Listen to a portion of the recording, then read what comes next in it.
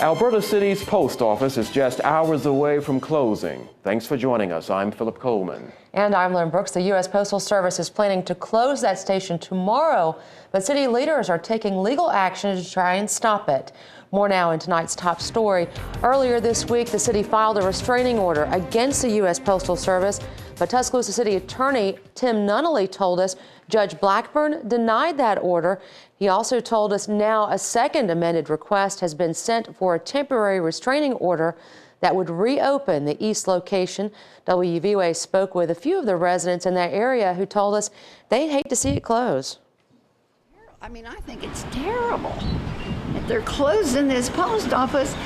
I don't know. What about these people around here that's crippled? What about them?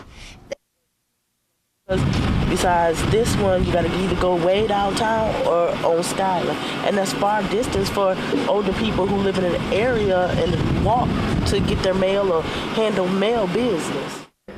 What it does, it makes people have to go way over across town. It's going to cause more accidents. It's going to cause these elderly people stressed out and everything. Councilman Kip Tyner told us the restraining order and hearing could come at any time. A spokesman for the U.S. Postal Service says they are consolidating the Alberta office with the main post office and the one on Skyland Boulevard, and the closing would not impact street delivery. In your home team Crimewatch, we have an update from Pickens County where a man is facing 15 counts of animal cruelty. According to Sheriff David Apston, bail still has not been set for Larry J. Prescott. You're looking at exclusive pictures of Prescott's arrest on Thursday. Authorities say he had been in a 3-hour standoff inside his house and eventually tried to escape. WVUA was the only media outlet on the scene when officers arrested Prescott. Prescott is accused of abusing around 25 animals, most of them dogs. Authorities say he had been trying to sell them. The 3 in the worst condition were taken to Tuscaloosa for treatment. Others went to Greene County. Officials with the Humane Society of West Alabama say the dogs have a lot of problems. Most are at the vet now, and it will be a while before they'll be adoptable because they have a little ways to go. They all had a parasite called coccidia, so that has to be treated, and they have to be nourished. And Sheriff Apston tells WVUA the next session of court is scheduled for April. Meanwhile, the Humane Society says the animals are not ready for adoption yet, but if you would like to help the animals, you can contact the Humane Society of West Alabama.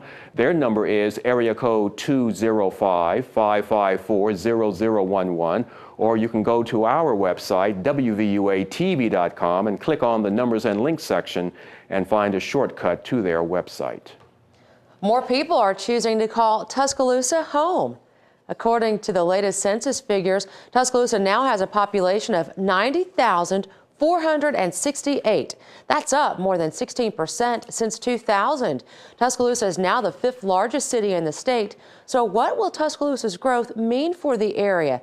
WVUA spoke with head of Tuscaloosa's economic development, Bill Snowden.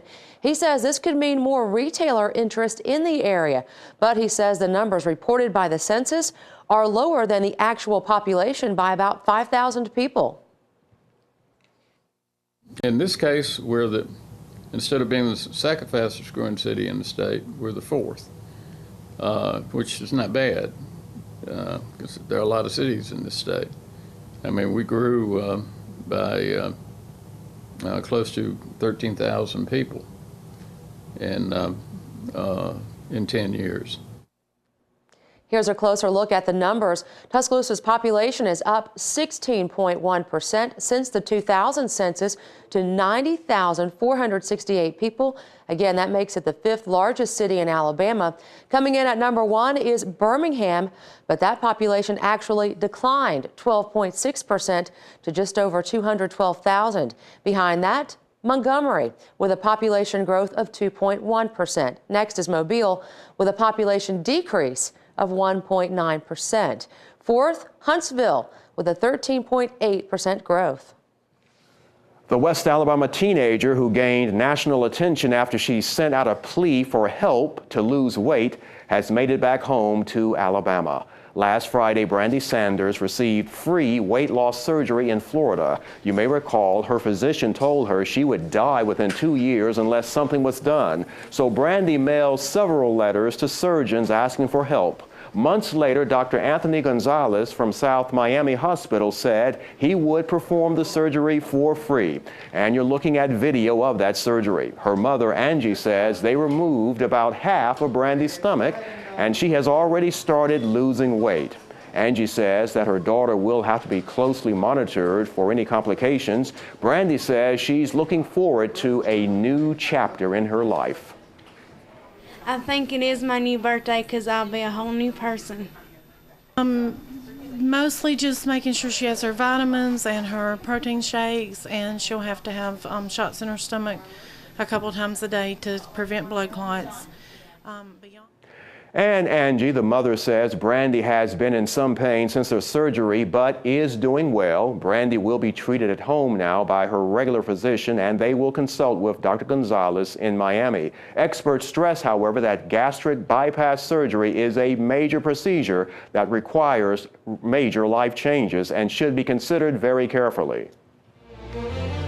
In your entertainment watch, one of the country music's hottest acts is headed to Tuscaloosa, and you can get your tickets this weekend. Sugarland tickets, they go on sale starting Saturday. They'll be in concert at Tuscaloosa's new amphitheater Friday, April 15th. Little Big Town and Matt Nathanson will open for Sugarland. Amphitheater director Wendy Riggs tells WVUA Tuscaloosa having Sunday alcohol sales means more business for the amphitheater. Now that we have liquor on Sunday, we will be able to open up to a much wider variety of shows than we could have done before. So we're very excited because before, when we didn't have the liquor sales, a couple of acts already turned us down because they only had a Sunday open. So we're hoping now we don't have that ever happen again. Kicking things off at the amphitheater on April 1st will be Avett Brothers and Band of Horses concert. And according to the amphitheater website, that concert is sold out. But tickets are still available for Patti LaBelle and the OJs. That's April 2nd. Then Sugarland takes the stage April 15th. And Kenny Chesney and Uncle Kracker will be May 25th. For information, just go to our website, WVUATV.com. Click on numbers and links under our miscellaneous section.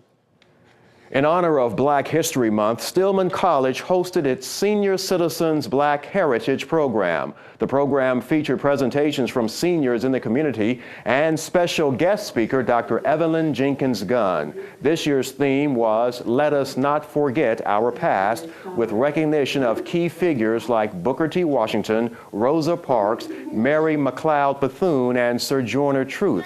Vice President of External Affairs, Dr. Eddie B. Thomas, says he believes Black history is central to the American culture and should not be forgotten.